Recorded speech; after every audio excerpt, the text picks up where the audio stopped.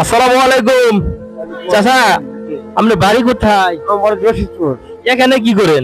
এই তো স্যার আমি ওই যে প্রতিবন্ধী স্যার স্যার সাহায্য তুলে দিচ্ছি স্যার। এখানে কখন আসছেন? আসছি তো স্যার সকালবেলা। দুপুরে কি কিছু খাইছেন? না কিছু খাইনি স্যার, না ওই পর্যন্ত এই অবস্থায় আছি। যাই কিছু কয়েকটা কামাই করছি, মানুষের টাকা পয়সা দিতে চায় না, দিন বারো আগের মতো তেমন নাই মানুষ। আচ্ছা, এই যে আপনার এই ঠ্যাংটা, এটা কিভাবে? এটা আমি রাজমিস্ত্রি কাজ করতে গেছিলাম। আচ্ছা, কাজ করতে গিয়ে আপনার সিলাপ করে আমার ঠ্যাংটা গেছে না। কতদিন ধরে?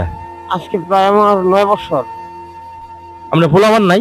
আমার শুধু 2টা মেয়ে আছে, আমার আমার ছেলে নাই। আর আপনি কি ঈদের মার্কেট করছেন নাকি? আমি কোনো কেনাকাটা করি নাই, আমার বউ নাই, আমার বউ গেছে গা। কেন ঈদের মার্কেট করলেন না কেন? আর আমি কিনা করতে পারি না স্যার, আমার অসুস্থ ছিলাম আমি, এখনো ঠান্ডায় আমি স্যার।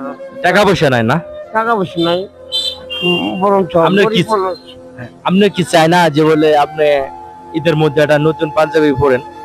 মন তো চায় স্যার, কিন্তু কিন্তু টাকা যদি না থাকে তাহলে আমি কেমন আমার আমার আশাটা পূর্ণ করবো স্যার। কিন্তু টাকার অভাবের কারণে আপনি কিন্তু পারতেছেন না। পারতেছি না। আচ্ছা, আমি যদি আমার পক্ষ তো নেই, আপনি কি আমি সামান্য একটা ঈদের পাঞ্জাবি দেই, আপনি কি নেবেন? হ্যাঁ নিমু, অবশ্যই নিমু। আচ্ছা, আমি এই পাঞ্জাবিটার পরে আমি দেখাই যে হ্যাঁ পরেন, পাঞ্জাবিটা গায়ে লাগে, হ্যাঁ দেখেন তো, হ্যাঁ ঠিক আছে, চলবে, হ্যাঁ দেখেন তো। আপনার কি এই পাঞ্জাবিটা কি আপনার পছন্দ হয়েছে? স্যার পছন্দ স্যার না, চিনতে পারি না, এটা তো অনেক পছন্দের জিনিস। তাই নাকি?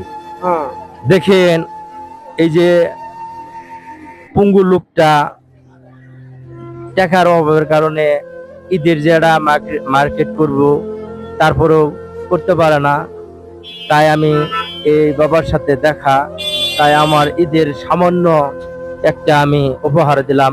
আসসালামু আলাইকুম, সবাই ভালো থাকেন, সুস্থ থাকেন।